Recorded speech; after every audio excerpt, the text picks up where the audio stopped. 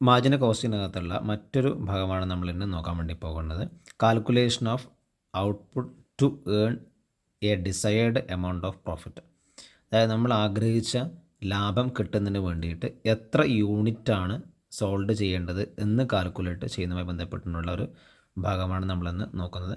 ഇവിടെ number of unit to be sold to earn a amount of profit.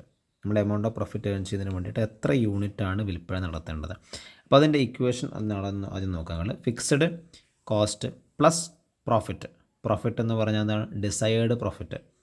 നമ്മൾ ആഗ്രഹിക്കുന്ന ലാഭം കിട്ടുന്നതിന് വേണ്ടിയിട്ട് നമ്മൾ എത്ര യൂണിറ്റ് ഉൽപ്പാദനം നടത്തണം. അപ്പോൾ ആ ലാഭമാണ് ഇവിടെ പി എന്നുള്ള ഉദ്ദേശിക്കുന്നത്. സി എന്താണ്? കോൺട്രിബ്യൂഷൻ പെർ യൂണിറ്റ് ആണ് ഇവിടെ.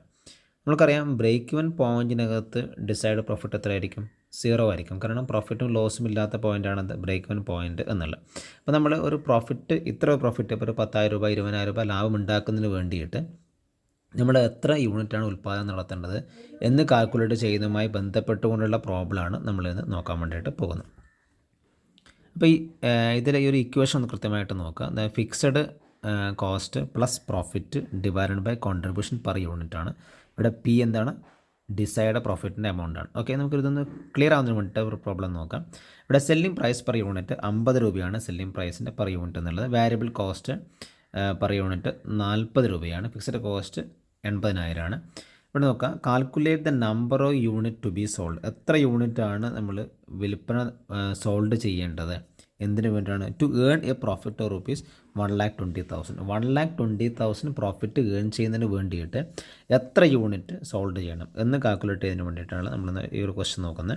അപ്പോൾ അതിനകത്ത് നമ്മളൊരു ഇക്വേഷൻ നമ്മളവിടെ എഴുതിയെടുക്കുക. അതായത് number of unit to be sold to earn a profit of 1,20,000. ഇവിടെ 1,20,000 എന്ന് പറയുന്നതാണ് ഡിസൈഡ് പ്രോഫിറ്റാണ്. നമ്മൾ ആഗ്രഹിക്കുന്ന ആ ഒരു പ്രോഫിറ്റ് ഏൺ ചെയ്യുന്നതിന് വേണ്ടിയിട്ടുള്ള നമ്പർ ഓഫ് യൂണിറ്റ് കാൽക്കുലേറ്റ് ചെയ്യുന്നതിന് വേണ്ടിയിട്ടുള്ള ഒരു ഇക്വേഷനാണത്. Fixed cost plus D P വേണമെങ്കിൽ എഴുതാം. Decide profit divide by contribution per unit. അപ്പോൾ അതിനകത്ത് നിന്ന് കോൺട്രിബ്യൂഷൻ പെർ യൂണിറ്റ് കാൽക്കുലേറ്റ് ചെയ്യാൻ നമുക്കറിയാം. Selling price per unit minus variable cost per unit. അതായത് 50 മൈനസ് 40 10 രൂപയാണ് കോൺട്രിബ്യൂഷൻ പെർ യൂണിറ്റ് എന്നുള്ളത്.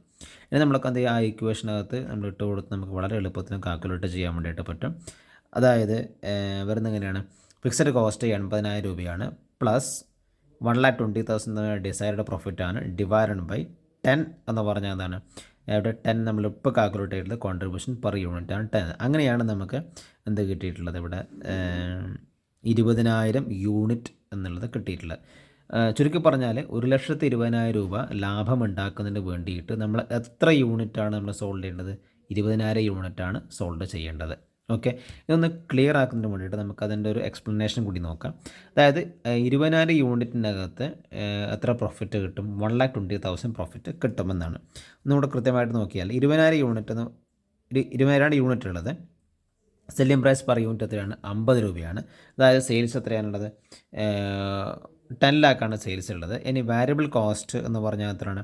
വാരിയബിൾ കോസ്റ്റ് 40 രൂപയാണ് വാരിയബിൾ കോസ്റ്റ് എന്നുള്ളത്. എത്ര യൂണിറ്റിന്? 20,000 യൂണിറ്റ് 40 രൂപ വെച്ചിട്ട് 8 ലക്ഷം രൂപ എന്നുള്ള എന്താണ്? വാരിയബിൾ കോസ്റ്റിൻ്റെ എമൗണ്ടാണ് 8 ലക്ഷം രൂപ എന്നുള്ളത്.